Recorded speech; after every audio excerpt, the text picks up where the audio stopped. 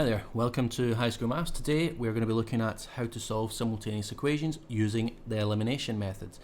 We're going to go through 4 examples here, and each one has a slightly different change and the way you would approach the question.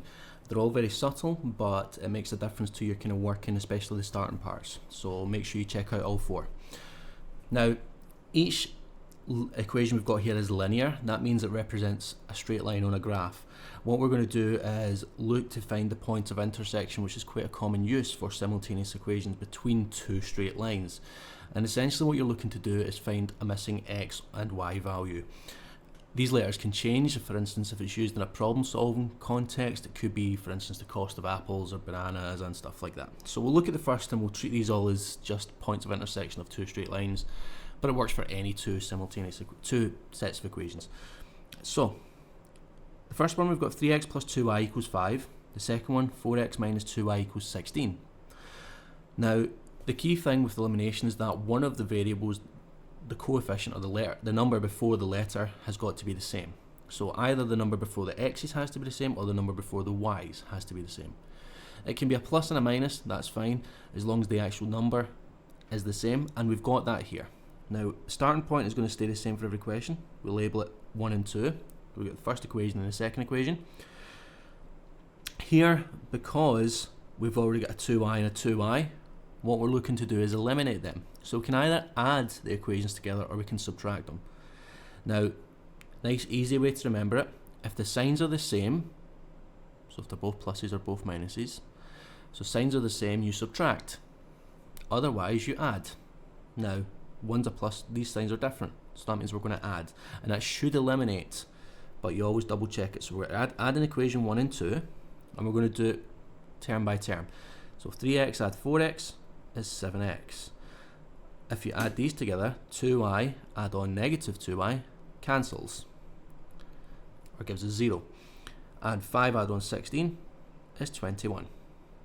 So we've got a nice straightforward equation to solve. 7x equals 21. Divide both sides by 7, and we get x equals 3. So that's our first missing value, or the x coordinate for the point of intersection here. We then take this value and we substitute it into one of our other equations. Now, you can pick any of the 2 original equations, pick whichever one looks easier. Usually people tend to avoid working with negatives if they can, so let's go with equation 1. So we're going to substitute x equals 3 into equation 1. And if we do that, I'm going to write out the equation first, and we're going to replace the x with 3. It's going to be 3 times 3 plus 2y equals 5. 3 times 3 is 9, and then you're just following through this process line to line. We want to solve this, so we're going to get the 2y on its own, which means take away 9 from both sides. If we take away the 9 from this side, we've got to take away 9 from this side. That gives us a negative 4.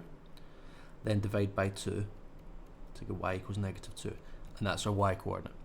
So here, our final set of coordinates is 3 for the x and negative 2 for the y. Now if we look at example 2, same kind of thing, we're labeling it equation 1 and equation 2. The difference here, when you look at the equations, we've got a 3x and a 2x, so those numbers aren't the same. We've got a 2y and a 4y, those numbers aren't the same either. Now what we've got to do is scale the equations here, and the easiest way to do that is to try and get the y coefficients the same, so the numbers before the y's being the same. And we can do that by multiplying the whole first equation by 2. Remember, as long as you do the same thing to the left and right hand side of an equation, it still remains balanced, and that means you're not changing the actual values within the equation. Okay, so let's try that and see how we go on. Multiplying everything by 2, so that will be 6x. We're doing the first equation just now, so 2 times that is 4y, and 2 times 14 is 28. Now, because we're making a new system of equations here, I'm going to call that equation 3. We're not actually changing this equation, so we could call it equation 2. I'm just going to call it equation 4 to kind of keep this set of equations separate from the first set. But what you'll see now is that we have a 4y on the top and a 4y on the bottom. just from scaling up that top equation. That's what we want. We want one of the numbers before the y's or the x's to be the same. Now let's have a look at this. For our 4y's, the signs are the same. They're both pluses. So if the signs are the same, we subtract. So we're going to do, now you can do it either way, 3 take away 4 or 4 take away 3. But it's better to put the bigger numbers first if possible. So I'm going to do 3 take away 4. If you do it the other way around, you'll get the same answer, but you'll have to deal with some negatives. So we're doing top take away bottom here. 6 take away 2x, 6x take away 2x is 4x. Make sure they cancel. 4y take away 4y is 0. 28 take away 16 is 12. And again, we end up with a nice straightforward equation to solve here.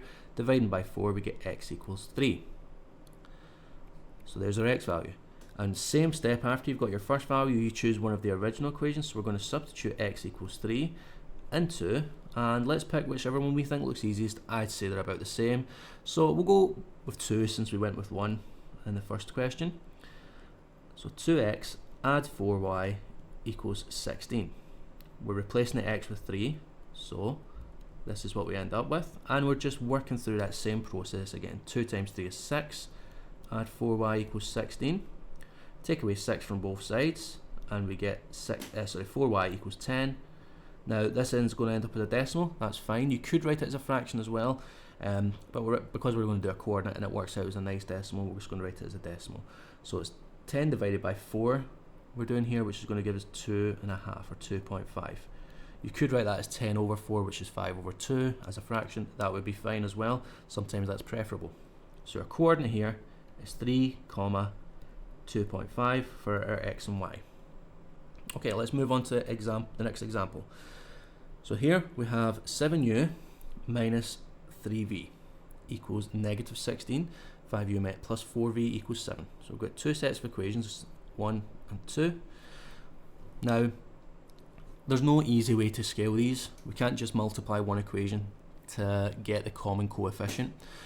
What I'm going to do, just for a bit of variety, is I'm going to actually try and get the u terms to be the same. You could try getting the v terms to be the same, and that'll work out just as well. But just to show you it works for this one, I'm going to times this first equation by 5, because that'll give me 35u. I'm going to times the second equation by 7, which will give me 35u too. Quick kind of cheat method is it's not always going to give you the lowest numbers, but you can just look and multiply by the opposite numbers. So multiply this one by 5, multiply this one by 7. What you're really doing is looking for the lowest common multiple though, which is 35 in this case.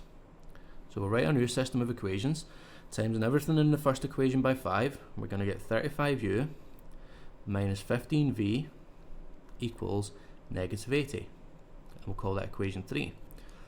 Second equation, again 35u, which is what we're looking for, plus 28v equals 49, and that's equation 4. Now we've got the 35u's at the beginning exactly the same. We have to decide, are we adding or subtracting? Now they're both positive 35u's, so that the signs are the same.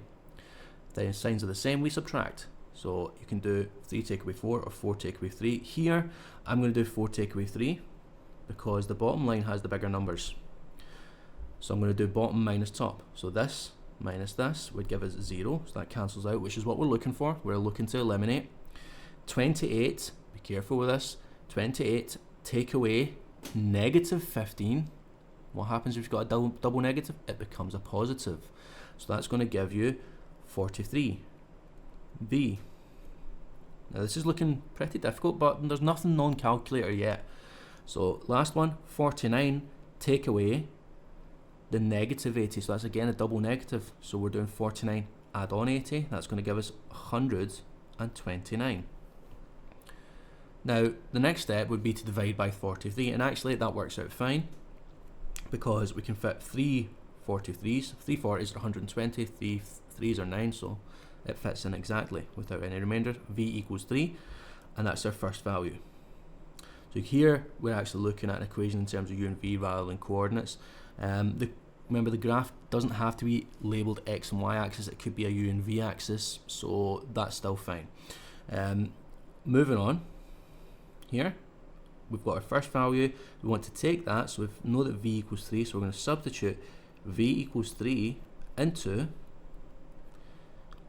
and I would probably go for equation 2 here because it looks slightly easier, there's less negatives, so that's the one we'll use. But if you use equation 1, that'll give you the same answer. So v equals 3, 5u plus, we're replacing the v this time, remember, so it's 4 times 3 equals 7. 5u plus 12, 4 times 3 is 12, equals 7. Take away 12 from both sides, and we end up with 5u equals negative 5, divide by 5, and we get u equals negative 1. And if that was a coordinate, we'd be writing 3, comma, negative 1 as our coordinate. And on to the last example. Now this one, again, a little bit trickier. We've got two equations. The first thing you'll immediately note though, is that that first equation doesn't look quite right. And it's not wrong, it's just written in the form y equals mx plus c, which is your typical straight line form. So what we want to do is rearrange that so that x and y's are on the same side. And to do that, all we have to do is, for this equation, we want to bring this 2x over to this side. So we're going to take away 2x here and take away 2x here. Now if we focus on that, that's going to give us for our first equation, negative 2x plus the y that was already there equals, and we're leaving the minus 8 on the right hand side. The second equation is fine as it is, so x plus 3y equals negative 3, and that's our equation 1 and 2. So we first of all have to rearrange the equation so that the x's and y terms are on the same side, ready for the elimination process. They need to be both in the same format. Now that we've done that, nice, easy, there's a few actual quite easy options here to get your either the x's or the y's the same. I'm going to go for the y's, so I'm going to multiply equation 1 by 3. That's going to give me negative 6x plus 3y equals negative 24, and that's the new equation. X plus 3y equals negative 3, we're leaving that the same, but I'm going to call it equation 4 for our new set of equations. Okay, at this stage we're looking at the three y's. The signs are the same, they're both pluses, so signs are the same, we subtract, and I'm going to do 4 take away 3 again, but if you choose to do it the opposite way, it'll still give you the same answer. So that's 1x minus 6x. That's 1x plus 6x, which is 7x. 3y take away 3y is 0, so that eliminates, which is what we want. Negative 3 take away negative 24. So remember that's a double negative, so it'll be negative 3. Think of a number line starting at negative 3 and going up 24 places. You'd end at 21. Dividing by 7, we get x equals 3. That's our first value. And now that we've done that, we've done the hardest part, so we're going to use x equals 3 and I think equation, so we're going back to these original equations, probably the first equation here, which I should have called equation 1, we'll call that equation 1, I'm going to use that one. So we're going to use that, y equals 2x minus 8, and we're going to replace the x with 3, so y equals 2 times 3 minus 8, y equals 6 minus 8, and y equals negative 2. So our x value is 3 and our y value is negative 2.